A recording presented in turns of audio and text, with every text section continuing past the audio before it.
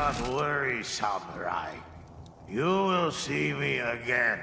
But next time, you will not be so fortunate. 2,000 years later.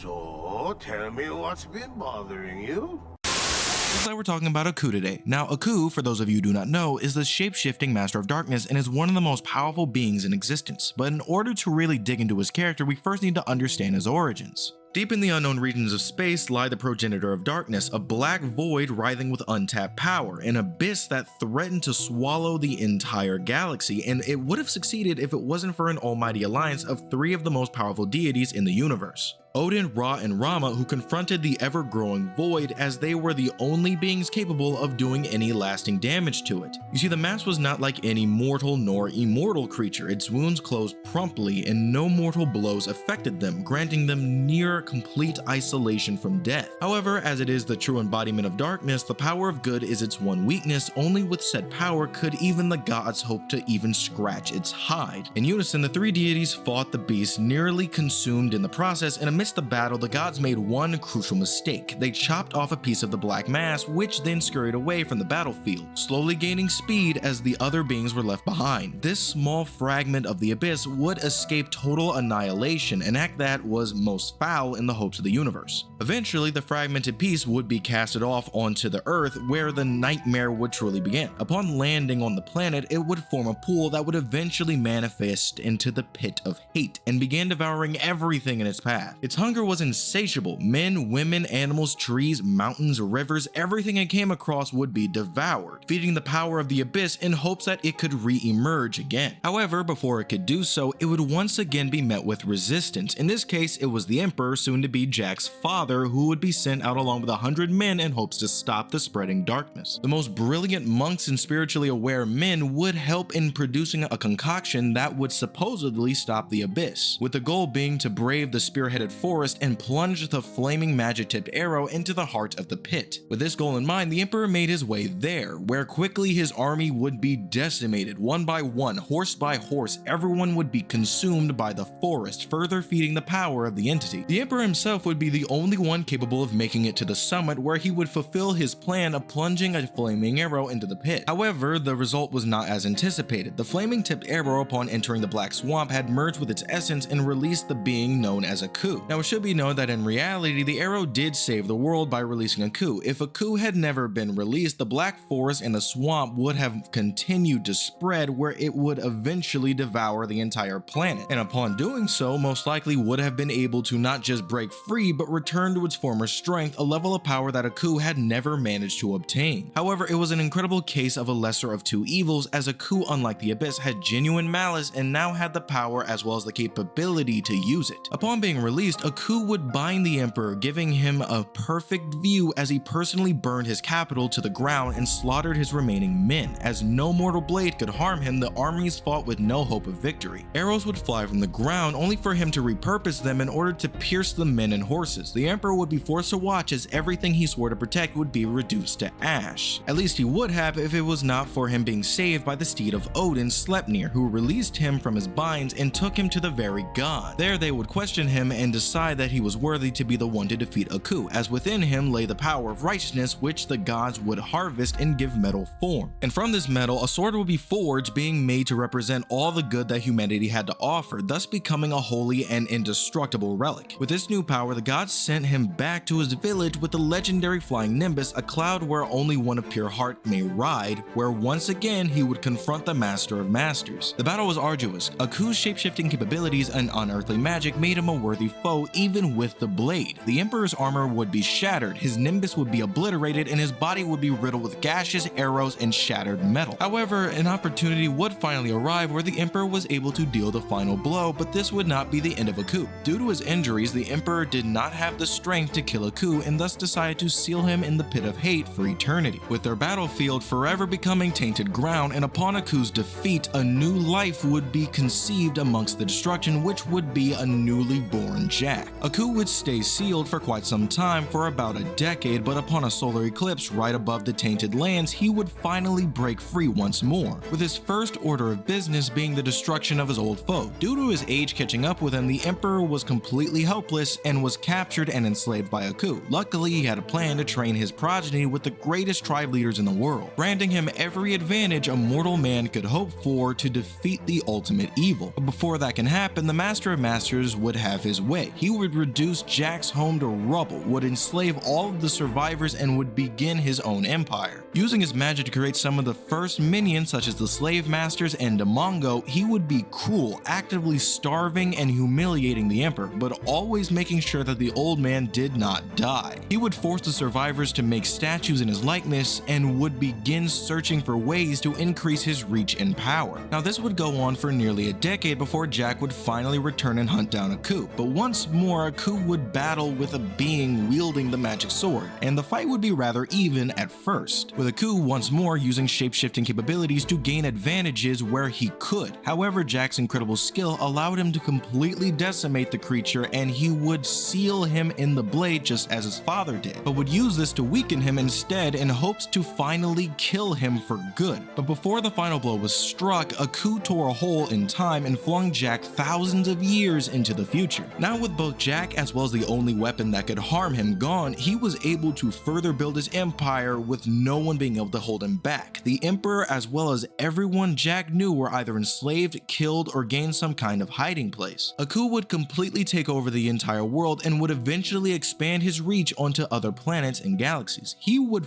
force the galaxy's brightest and most powerful beings into his service, where he would force them to further his plans by either building or being a part of his extreme military force. Now with an unstoppable army, hundreds of assassins, and numerous spies, his seat as Emperor was completely unchallenged, until Samurai Jack came back. Now with his former rival back in the mix, he actually reveled at first of having a chance to make Jack suffer. Now I could go over every single interaction and how these things change both characters, but I'm not going to, because the sheer amount of videos I could do on Aku's schemes is in the dozens. So make sure to click that subscribe button and the bell to not miss any Samurai Jack or any cartoon content, especially part 2 on Aku.